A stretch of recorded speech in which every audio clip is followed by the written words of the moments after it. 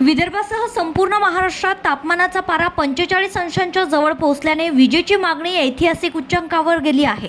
या वाढत्या ताणामुळे ट्रान्सफॉर्मर्स, केबल्स आणि इतर यंत्रणांवर मोठा दबाव निर्माण झालाय। वीज पुरवठा खंडित होऊ नये यासाठी महावितरणने तांत्रिक उपाययोजनांसोबतच विशेष संरक्षक पावले उचलली आहेत। ट्रान्सफॉर्मर्स थंड ठेवण्यासाठी कूलिंग सिस्टीम, पाण्याचे फवारे आणि शेड्स उभारण्यात येत आहेत। तसेच लोड बॅलन्सिंगचे नियोजन करून ट्रिपिंग कमी करण्याचा प्रयत्न सुरू आहे। या कठीण परिस्थितीत महावितरणचे कर्मचारी प्रखर उन्हातही अहोरात्र काम करत असून नागरिकांना अखंडित वीज पुरवठा देण्यासाठी झटत आहेत।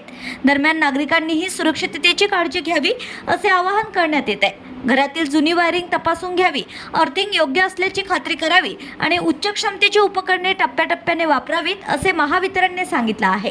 अमरावतीचे कार्यकारी अभियंता राजेश कृष्णराव घाटोळे यांनीही नागरिकांनी सहकार्य करण्याचं आवाहन केलंय।